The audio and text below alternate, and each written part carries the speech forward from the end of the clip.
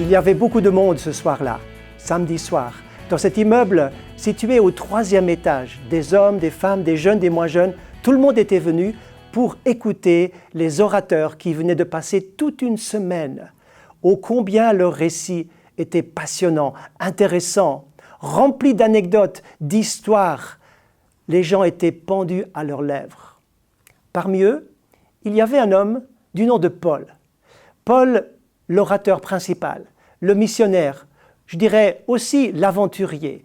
Il avait traversé les hauts plateaux de la Turquie actuelle, dans le sud, l'Asie mineure de l'époque, et il était parti avec des équipes, tantôt petites, tantôt plus grandes, de ville en ville, et il en avait vécu des choses alors qu'il annonçait le merveilleux message de Jésus, sauveur, sauveur du monde. Troas, la ville dans laquelle se passe l'événement.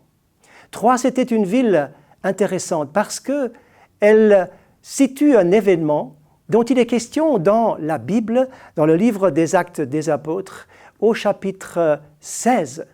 Et dans ce chapitre 16, il est question de ce qui s'est passé la toute première fois à Troas. Paul et son équipe étaient en pleine mission, en pleine action d'évangélisation pour annoncer le message de Jésus. Et voilà que rien ne marche, tout est stoppé, rien ne fonctionne. Ils s'arrêtent dans cette fameuse ville de Troas et durant la nuit, le Seigneur parle. Il leur donne une révélation, une vision.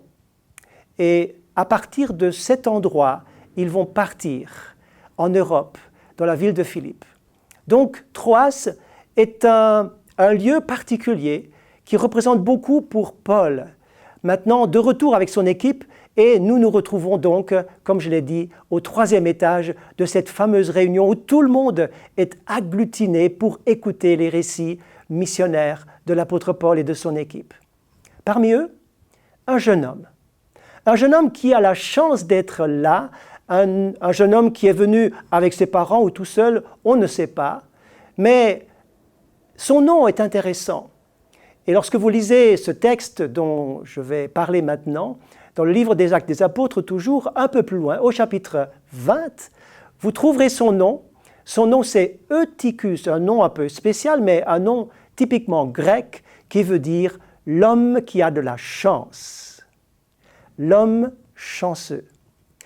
Il a de la chance d'écouter cette dernière soirée, de faire l'expérience personnelle de la présence de Dieu dans cette grande assemblée. Et tout le monde s'attend à quelque chose. Il se passe des choses tout au long de la semaine. Il s'est passé beaucoup de choses. Et notre jeune homme, il est là. Mais le texte nous dit qu'il se fait tard. Paul prêche longtemps. Il est capable de maintenir son auditoire en haleine tout au long, pendant des minutes, mais aussi des heures. Et à l'approche de la nuit, eh bien, la fatigue se fait sentir pour notre ami Eutychus qui fait partie de cette assemblée. Ce message qui contient une vérité que je vous demanderai de retenir. La vérité est la suivante. Je vais d'abord vous dire ce qui va se passer. Le texte est très sobre, mais très clair, et il raconte ce qui va se passer avec notre jeune homme Eutychus. Eutychus va être, je pense, fatigué. Il y a beaucoup de lumière, mais il y a sans doute aussi peu d'oxygène. Il va se mettre sur le rebord de la fenêtre pour respirer un peu. Il est fatigué, il a envie de voir autre chose, de relâcher un peu l'attention. Et le voilà sur le rebord de la fenêtre. Et nous allons voir, ou imaginer plutôt, ce qui va se passer dans son cœur. Et je vais illustrer cela. Le texte nous dit qu'un drame va se passer. Un drame va se passer avec ce jeune homme qui est assis sur le rebord de la fenêtre de cette maison au 3e étage, alors qu'il est au milieu de l'église. Il y aura un drame qui va se passer. Mais rassurez-vous, les choses vont bien finir. La vérité que je voudrais partager avec vous, le cœur partagé est un cœur en danger. Eutychus n'était plus vraiment dans l'église, il était déjà en partie hors de l'église. Il était ni dans la lumière. La salle était remplie de lumière, il y avait cette présence de Dieu, cette lumière fascinante et extraordinaire de la parole de Dieu, cet éclairage spirituel sur son cœur, mais il était en partie déjà dans les ténèbres du dehors. Attiré par la curiosité de la nuit, il voit du haut de ce 3e étage, oui, il voit dehors le monde de la nuit qui tout à coup l'attire. Et il n'avait jamais vu cela de cette hauteur-là. Il est intéressé et de plus en plus il décroche. Il n'est plus vraiment dedans, il est ailleurs dans ses pensées. Et il s'éloigne de cœur avec ce qui se passe tout près de chez lui, dans cette salle de réunion où l'apôtre Paul est en train de prêcher.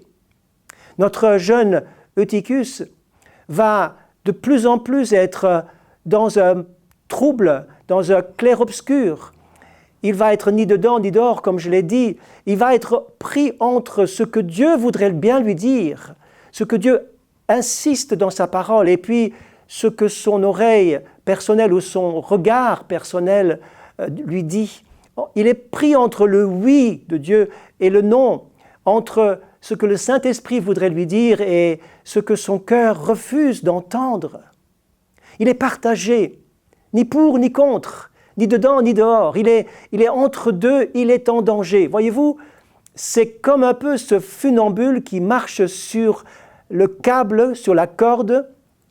Il est sur un univers complètement instable et il faut être bien doué pour tenir l'équilibre dans un milieu complètement instable, ni d'un côté, ni trop de l'autre, juste au milieu. Le cœur partagé, mes amis, est en danger. Et si vous me permettez une parole forte, quelque part, les événements qui vont se produire vont faire en sorte que ce jeune homme, bien sous tout rapport, va tomber du mauvais côté. La parole nous dit dans le texte de Actes chapitre 20, nous dira que ce jeune homme va s'endormir et tomber du 3e étage mort. Le diable va toujours vous faire tomber du mauvais côté. Peut-être que cette parole vous surprend et elle vous semble excessive ou forte, mais j'aimerais vous dire de la part de mon expérience, le nombre de fois que j'ai vu des situations où des gens étaient partagés, où on a écouté, on a dit oui à une certaine partie de l'Évangile, mais on a dit non à d'autres parties de l'Évangile. On a dit oui à Dieu, mais en réalité, on a repris ce oui et on en a fait un non ou plus tard, j'aurai le temps, plus tard, pas maintenant. Et ce cœur partagé est un cœur qui vous affaiblit dans votre marche chrétienne. Dans votre attachement avec Jésus, il y a un détachement qui va se faire. Eutychus va se détacher de la réalité, il va s'endormir, il va se déconnecter de la réalité, il n'a plus de discernement, il part dans un autre monde et il tombe du mauvais côté, mort. Mais je termine ce petit message, pas par cette mauvaise nouvelle, pas par cette anecdote qui est rapportée dans la parole, et j'aimerais vous dire que tout ce qui est écrit est inspiré, y compris ce texte, parce que le texte nous dit quelque chose d'extraordinaire. Eutychus, l'homme chanceux, l'homme qui a de la chance. Il a de la chance, c'est l'expression de son nom, c'est la signification de son nom. Il a 2 chances. Premièrement, c'est qu'il a une église qui prie. L'église était remplie dans à ce 3e étage, et l'église a prié pour ce jeune homme qui tombe de la fenêtre. Tout le monde s'est réveillé, tout le monde s'est précipité, et tout le monde a prié, et Dieu a entendu cette prière. Vous êtes bénis si vous êtes dans une communauté qui prie pour vous. Et j'aimerais vous dire que dans la communauté où je suis, où je sers, il y a bien des gens qui sont là parce qu'on a prié pour eux, parce que des parents ont prié pour eux, des grands-parents ont prié pour eux. Ils existent, ils sont là, ils sont à leur place parce qu'on a prié pour eux. On a pris soin d'eux dans la prière. Et ensuite, la deuxième chose, et avec celle-là, je termine. L'apôtre Paul est descendu des 3 étages. Il a pris ce jeune qui était mort, nous dit le texte. Il l'a pris dans ses bras et il a dit, rassurez-vous, son âme est en lui. Il est vivant. Il le ramène à la vie. Et je voudrais vous dire aujourd'hui, là où vous êtes, vous m'écoutez, le Saint-Esprit, Dieu lui-même, descend à l'endroit où vous êtes peut-être couché, où vous êtes peut-être inanimé, vous n'avancez plus, vous ne faites plus, vous ne pouvez plus bouger, vous êtes quelque part dans un endroit mort. Le Seigneur vient vous rejoindre là où vous êtes. Il vous prend dans ses bras. Il vous accorde, il vous transmet sa puissance, son amour et son esprit pour vous ramener à la vie et pour vous remonter à l'endroit d'où vous êtes tombé. Vous pouvez toujours saisir la main de Dieu, la main de Jésus à l'endroit où vous êtes. C'est lui qui vient vers vous. Donnez-lui votre main. Laissez-vous prendre dans ses bras et laissez-vous remonter à l'étage où se trouve la lumière, où se trouve la parole, où se trouve la vie, où se trouve la communauté. C'est là qu'est votre place. Eutychus, l'homme chanceux, l'homme qui a eu de la chance. C'est aussi votre chance, c'est votre opportunité. Saisissez-la et que le Seigneur vous bénisse. Seigneur, je te bénis et je te remercie pour chaque personne qui a entendu ce petit message qui est dans Actes chapitre 20, versets 7 et suivants. Seigneur, que cette parole puisse les encourager, c'est ma prière dans le nom de Jésus. Amen. Merci de m'avoir suivi et à très bientôt pour une autre émission.